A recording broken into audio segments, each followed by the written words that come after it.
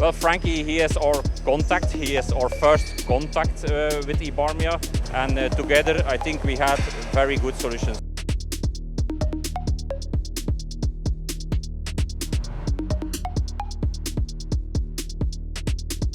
So we can say this is now one of the fastest Ibarmias in the world. Henk, I've been doing this job a long time, and I reckon this is one of the let's say the best engineered solutions I've seen. It's all come together over the course of the last couple of years. Can you tell us what is happening here and why you invested in this cell? So first of all, we have a production of our weaving frames here. The base is actually 2 aluminum profiles, and we have to machine them. We have to do it inside a target time of 70 seconds. So therefore, we need to design and to develop a machine based on a standard machine. What you see here is actually more or less a standard ZV40 extreme machine. But we changed a lot of it. First of all, you see 2 pendle stations, a left station and a right station, and in front of that station, 2 robots. What was the problem that you were having before, though? What sparked this new solution? So we did it before with a special machine, a very special customized machine. We could only produce this profile with this machine. Here we have more or less a standard machine. Later on we can maybe machine other things with that machine also. But first of all, we need to machine our aluminium profiles. So you've got 2 Ibarmia. Is this one Ibarmia machine? I mean, it's about 8 meters in length, 4 meters a side. This one has an X travel of 9,400 millimeter, and we have actually one machine, but with 2 columns and 2 spindles.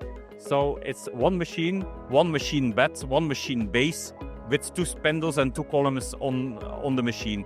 And we divide it in 2 parts of approximately 4,500 millimeter X course. So, and we have with these 2 spindles the possibility to work simultaneously in one station. So your profiles, though, these are part of the weaving machines. Can you explain for those that don't know what Picanol does? What's the end product? So the end product is a high quality weaving machine. With the weaving machine we can produce all kinds of textile. The most famous one is maybe jeans. I think 1/3 of all the jeans is woven on a Picanol machine. So this is I haven't got any on today. Yeah, maybe also yours. Yeah. But what are the parts that you're doing on this solution then? Is it one profile per weaving machine? Is there 2? What? No, you can have several profiles or several weaving frames. In one weaving frame we have always 2 aluminum profiles, and you can have up to 24 weaving frames in one machine. We take as average 12 weaving frames per machine. And all of those will come through this cell then, will they?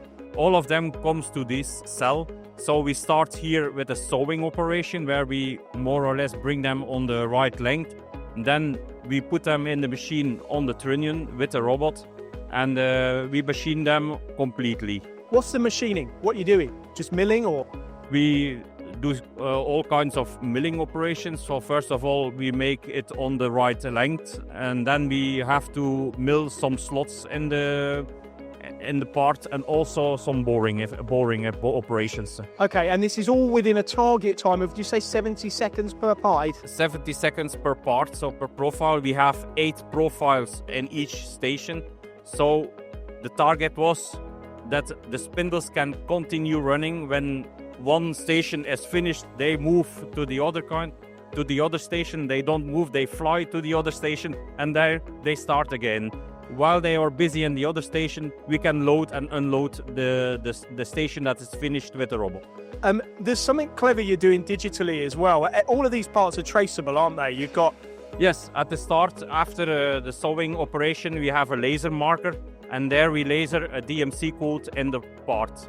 This is a kind of product passport that we use later to control everything, also the machines. So when the part is arriving in front of the machine, we scan the code, we give it to the software system, and the software gives automatically the desired information to robots or to the Ibarmia machine. such as, for example, the program that he need to use to machine them.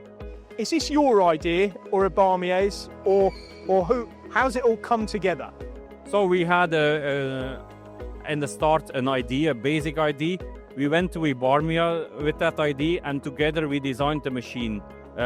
We designed in the first time 2 different machines, and we choose for this solution because it's very close. Even you don't see it maybe, but it's very close to their standard, and this was important for us. Yeah, I mean, the spindles on here, like 20,000 RPM, 60 kilowatt.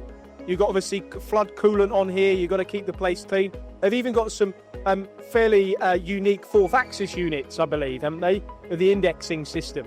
Yes, we have 2 rotary tables.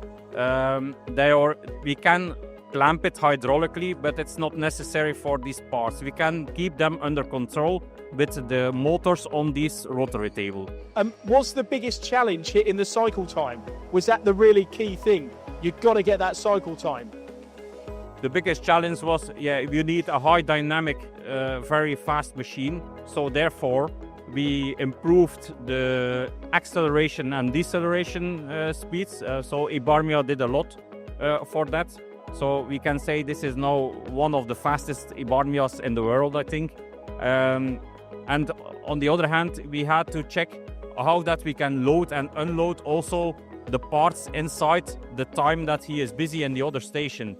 Therefore, we have designed very special vertical opening doors. Normal is a horizontal opening door that takes more or less 16 seconds to open.